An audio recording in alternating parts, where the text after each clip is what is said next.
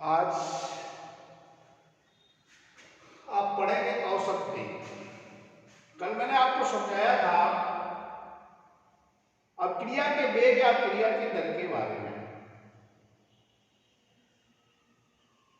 Class 12 की unit first में अब क्रिया का वेग और अक्रिया का वेग दो प्रकार का होता है।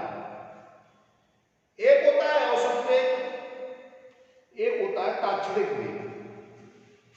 औसत वेग क्या है? किसी रासायनिक अभिक्रिया में उपस्थित अभिकारक या उत्पाद की सांद्रता में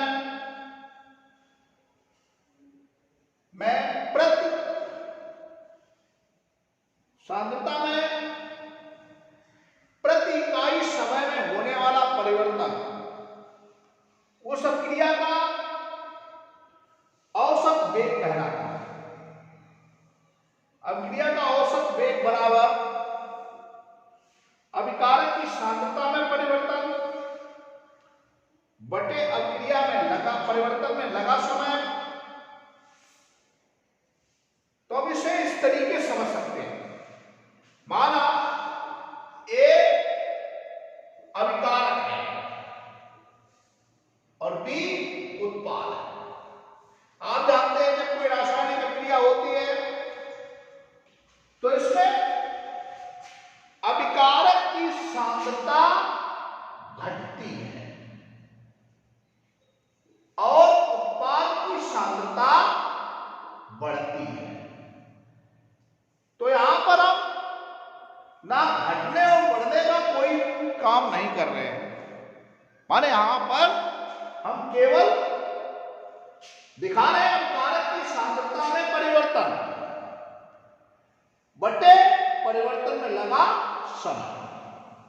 और यह औसत वेग बराबर उत्पाद की सांद्रता में परिवर्तन और बटे परिवर्तन में लगा समय। तो यहां पर अभिकारक घटता है और उत्पाद बढ़ता है। तो ऐसी कंडीशन में जब अभिकारक घटता है तो यहां पर चिन्ह होता है किसका? माइनस का। और जब उत्पाद बढ़ता है तो ये चिन्ह होता है किसका? प्लस का। माने जब अभिकारक की सांद्रता परिवर्तन हो रही है तो औसत वेग सदैव होगा ऋणात्मक, और जब उत्पाद की सांद्रता में वृद्धि हो रही है तो यहां पर औसत वेग सदैव होगा कैसा? धनात्मक। इसके बाद अब इसमें आप समझ सकते हैं कि माना कि अगर देखा जाए तो यहां पर सांद्रता परिवर्तन जो है वो सांद्रता परिवर्तन को हम बदल सकते हैं। अगर सांद्रता परिवर्तन में हम R2 माइनस R1 कर लें और यहां पर T2 माइनस T1 कर लें और इसको कितना मान लें? इसको डेल्टा R मान लें और इसको क्या मान लें? इसको डेल्टा T मान लें। ठीक, तो ये रिएक्टेंट है, माना अभिकारक है, तो अभिकारक कैसे हो जाएगा? अगर यहां पर उत्पाद माना प्रोडक्ट तो P2 माइनस P1 कर लें अपॉन T2 माइनस T1 कर लें, तो यहां पर delta P upon delta T, और ये चिन्ह ऋणात्मक था तो ऋणात्मक ले लेंगे और ये चिन्ह धनात्मक होगा तो धनात्मक ले लेंगे। ये आपका रहा औसत वेग। औसत वेग एक बार फिर समझ लें। अभिक्रिया का वेग किसी रासायनिक अभिक्रिया में उपस्थित अभिकारक या उत्पाद की सांद्रता में प्रति इकाई समय में होने वाले परिवर्तन को उस अभिक्रिया का औसत वेग कहते हैं। औसत वेग बराबर माइनस अभिकारक की सांद्रता में परिवर्तन में लगा समय, और औसत वेग बराबर प्लस उत्पाद की सांद्रता में वृद्धि और परिवर्तन में लगा समय। यहाँ पर माइनस चिन्ह यहाँ इसलिए लगाया गया कि अभिकारक की सांद्रता समय के साथ क्या होती है? घटती है, तो यहाँ पर माइनस चिन्ह, और उत्पाद की सांद्रता समय के साथ बढ़ती है, इसलिए यहाँ पर कौन सा चिन्ह? प्लस चिन्ह होता है। ठीक, तो यहाँ पर ये होगी प्रारंभिक सांद्रता, अभिकारक की प्रारंभिक सांद्रता, ये होगी अंतिम सांद्रता। ठीक। और ये होगी मतलब T2। अब क्रिया में लगा समय, इसको मान लें। इसी प्रकार ये उत्पाद की अंतिम सांद्रता, ये प्रारंभिक सांद्रता है, ये अंतिम सांद्रता है, और इसको इस तरीके से निकाल लें, इसको देख लें। अब हम चर्चा करेंगे अब क्रिया के तात्क्षणिक वेग की। तो क्रिया का तात्क्षणिक वेग क्या होता है? किसी निश्चित क्षण पर अब क्रिया का वास्तविक वेग उसका तात्क्षणिक वेग कहलाता है। अब क्रिया हो रही है, अभिकारक से उत्पाद प्राप्त हो रहा है, तो वहां अब क्रिया को कुछ समय तक, किसी क्षण तक रोका जाए, और जब रोका गया है तो उस क्रिया का वेग ज्ञात किया जाएगा। माने किसी निश्चित क्षण पर अब क्रिया का वास्तविक वेग उसका तात्क्षणिक वेग कहलाता है। तो इसे तात्क्षणिक वेग को आर इंसर्ट द्वारा प्रदर्शित करते हैं। आर इंसर्ट द्वारा प्रदर्शित करते हैं। तो इसका मतलब होता है कि यहां पर जो अभिक्रिया में लगने वाला समय डेल्टा टी है उसको हम शून्य की तरफ ले जाएं, और इस क्षण जो अभिकारक की सांद्रता में परिवर्तन हो, माने जब परिवर्तन हो तो जो अभिकारक की सांद्रता परिवर्तन हो वो हो जाएगा डीसी। तो यहां पर क्रिया का औसत वेग plus minus delta c upon delta t, इसका आप अवकलन की भाषा में करें तो क्रिया का तात्क्षणिक वेग बराबर, यहां पर हमने लिमिट लगाई है डेल्टा टी 0 किया है, तो plus minus delta c upon delta t. तो यहां पर डेल्टा सी होता है वो डेल्टा टी हो जाता है, और डेल्टा टी होता है वो डी टी हो जाता है। और यहां पर इस समीकरण से अब क्रिया के तात्क्षणिक वेग की गणना की जा सकती है। एक बात और होती है कि अब क्रिया के तात्क्षणिक वेग की जो गणना होती है उसे हम ग्राफ की सहायता से कर सकते हैं। ग्राफ खींचेंगे तो ग्राफ जब हम खींचेंगे तो ऐसे में ग्राफ में ढाल प्राप्त होता है इस तरीके से, यहां पर ढाल प्राप्त होता है इस तरीके से। तो यहां पर ये जो होता है वो हो गया डेल्टा आर, और ये हो गया डेल्टा पी, ठीक। और ये जो हो गया वो हो गया डेल्टा टी, और इसकी सहायता से हम जो है अब क्रिया के तात्क्षणिक वेग की गणना कर सकते हैं। आगे बात आती है अब क्रिया के वेग को प्रभावित करने वाले कारक। माने अब क्रिया के वेग को कौन कौन से कारक प्रभावित करते हैं, इसमें आपका अगला टॉपिक होगा अब क्रिया वेग को प्रभावित करने वाले कारक। तो मैं यहां पर अब क्रिया वेग को प्रभावित करने वाले कारक जो होते हैं तो वो कारक कौन कौन से हैं वो देखिए। अब क्रिया के वेग को प्रभावित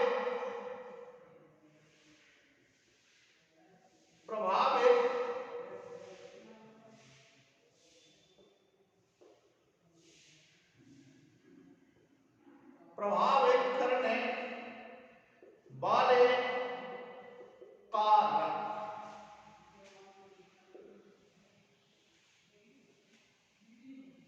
यहां पर हमें अध्ययन क्या करना है? 3 कारकों का अध्ययन करना है, सांद्रता, ताप और उत्प्रेरण। इन 3 कारकों का अध्ययन करना है। मतलब हमारा टॉपिक है क्रिया के वेग को प्रभावित करने वाले कारक। सबसे पहले आप ये जानिए कि क्रिया का वेग किन किन कारकों पर प्रभावित होता है। माने क्रिया के वेग को कौन कौन से कारक प्रभावित करते हैं, तो उसके लिए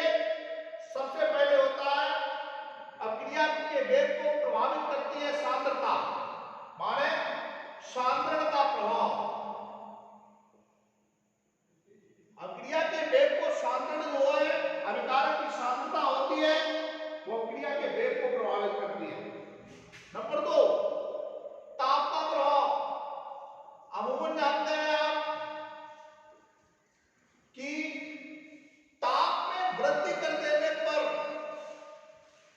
अब क्रिया का वेग बढ़ जाता है। तीसरा, दाब का प्रभाव,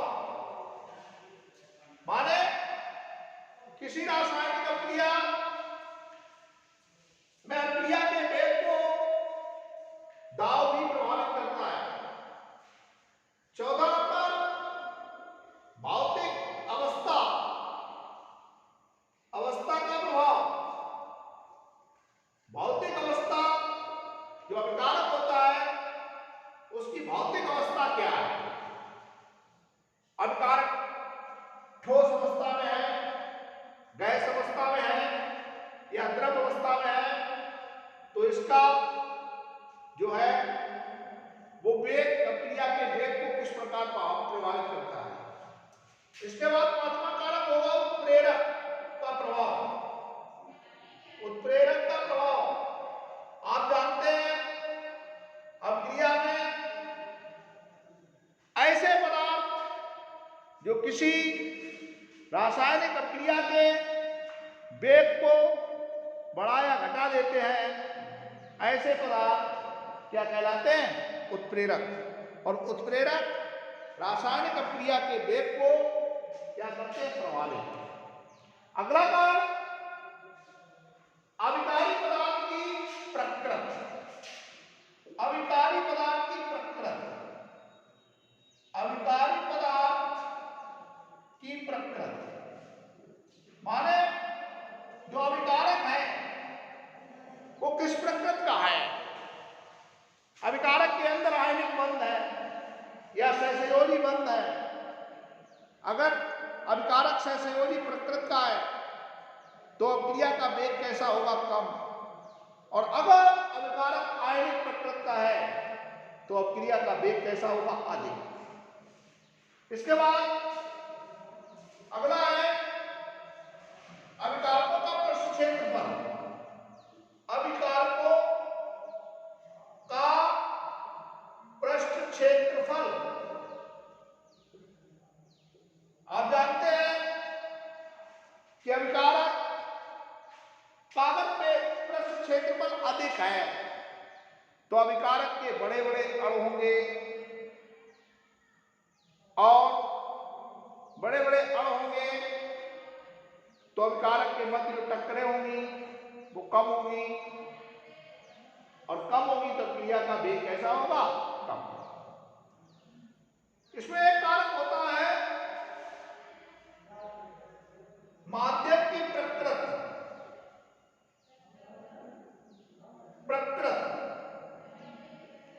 माध्यम, जिस माध्यम में क्रिया होती है वह माध्यम अम्लीय है या क्षारीय है, ठीक, या उदासीन है, तो ये भी अभिक्रिया के वेग को क्या करता है? प्रभावित। इसी में अगला है विकर्ण का प्रभाव। विकर्ण का प्रभाव, विकर्ण का प्रभाव, विकर्ण का प्रभाव आप जानते हैं कुछ रासायनिक अभिक्रियाएं ऐसी होती हैं जो जिसमें अभिकारक के अणु सूर्य के प्रकाश से फोटॉन ग्रहण करते हैं और फोटॉन ग्रहण करने पर उन अभिकारकों की गतिज ऊर्जा बढ़ जाती है और बढ़ जाने के फलस्वरूप जो है, बढ़ने के फलस्वरूप अभिक्रिया का वेग कैसा हो जाता है? बढ़ जाता है। बातें आती हैं कि हमने ये कारक इतने सारे लिखे हैं, ये सभी कारक अभिक्रिया के वेग को प्रभावित करते हैं, लेकिन यहां पर 11th क्लास 12th क्लास के टॉपिक में अभिक्रिया के वेग को प्रभावित करने वाले कारकों में आपको 3 कारक पढ़ने हैं। एक पढ़ना है सांद्रता, दूसरा पढ़ना है ताप और तीसरा पढ़ना है उत्प्रेरक। इन 3 कारकों को आपको पढ़ना है। आगे जो है इनको देखिए। अभिकारक माने अभिक्रिया के वेग को प्रभावित करने वाले कारकों में हम सबसे पहला कारक पढ़ेंगे, ठीक 3 कारक हम पढ़ेंगे इसमें। सांद्रता का प्रभाव, दूसरा उत्प्रेरक का प्रभाव और तीसरा ताप का प्रभाव। इनको हमें कोर्सली पढ़ना है। तो यहां पर आप देख लीजिए, जिसका तीसरा नंबर होगा उत्प्रेरक पर अभिक्रिया वेग का प्रभाव। उत्प्रेरक पर अभिक्रिया वेग का प्रभाव। पहला है इसमें सांद्रता का प्रभाव। तो यहां पर जब कोई अभिकारक उत्पाद में परिवर्तित होता है, तो अभिकारक उत्पाद में परिवर्तित होता है, तो इसके लिए कोई अभिकारक कितनी तेजी से उत्पाद में परिवर्तित होता है, और जितनी तेजी से उत्पाद में परिवर्तित होता है, अभिक्रिया का वेग उतना ही अधिक होता है। बात आती है सांद्रता का प्रभाव। तो सांद्रता का प्रभाव होता है, सांद्रता का प्रभाव होता है कि जो रासायनिक अभिक्रिया होती है उसमें अभिकारक के अणु जितने अधिक होंगे, माने अभिकारक की सांद्रता जितनी अधिक होगी, तो अभिकारक की सांद्रता अधिक होने पर अभिकारक के अणुओं की संख्या अधिक होगी, और जब अभिकारक के अणुओं की संख्या अधिक होगी तो अणुओं के मध्य टक्करों की संख्या अधिक होगी। और जब टक्करों की संख्या होती है, माने अभिकारक के अणु परस्पर एक दूसरे से टकराते हैं, और टकराने पर जो टक्करें होती है वो दो प्रकार की होती हैं।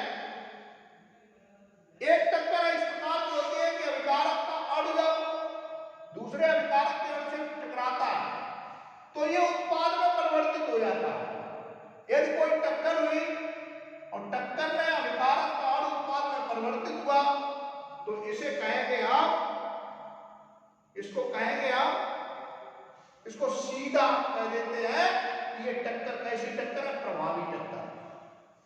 प्रभावी टक्कर माने प्रभावी टक्कर वह टक्कर होती है जिसमें अभिकारक उत्पाद में परिवर्तित हो जाता है। तो सीधी बात होती है कि अभिकारक की सांद्रता जितनी अधिक होगी, अभिकारक के अणुओं में उतनी टक्करें होगी, और जब टक्करें होगी तो उन टक्करों में प्रभावी टक्करों की संख्या अधिक होगी, अभिकारक उत्पाद में अधिक परिवर्तित होगा। अर्थात हम कह सकते हैं कि सांद्रता वृद्धि करने पर अभिक्रिया का वेग बढ़ता है। दूसरी बात, ताप का प्रभाव। तो ताप के प्रभाव में जो है, आप जानते हैं कि जब हम अभिकारक का ताप बढ़ाते हैं तो अभिकारक के अणुओं की गतिज ऊर्जा बढ़ जाती है, और जब अभिकारक के अणुओं की गतिज ऊर्जा बढ़ जाती है तो ऐसे में अभिकारक अणुओं के मध्य टक्करें बढ़ जाती हैं, और जब अभिकारक अणुओं के मध्य टक्करें बढ़ जाती हैं तो सीधी बात है कि जो है अभिक्रिया का वेग बढ़ जाता है। यहां पर यदि 10 डिग्री सेंटीग्रेड ताप में वृद्धि की जाए तो अभिक्रिया का वेग अमूमन 2 से 3 गुना बढ़ जाता है। माने सीधी निष्कर्ष ये प्राप्त हुआ कि जो ताप होता है वो अभिक्रिया के वेग को क्या करता है, बढ़ाता है। इसमें तीसरा कारक है उत्प्रेरक पर अभिक्रिया का वेग। आप जानते हैं कि उत्प्रेरक वे पदार्थ हैं जो ठीक स्वयं रासायनिक अभिक्रिया में अपरिवर्तित रहते हैं और अभिक्रिया के वेग को बढ़ा या घटा देते हैं। जो उत्प्रेरक अभिक्रिया के वेग को बढ़ा देते हैं उन्हें हम कहते हैं धनात्मक उत्प्रेरक, और जो अभिक्रिया के वेग को घटा देते हैं उन्हें कहते हैं ऋणात्मक उत्प्रेरक। यहाँ पर उत्प्रेरक व्यवहारी पदार्थ हैं जो किसी रासायनिक अभिक्रिया के वेग को बढ़ा या घटा देते हैं।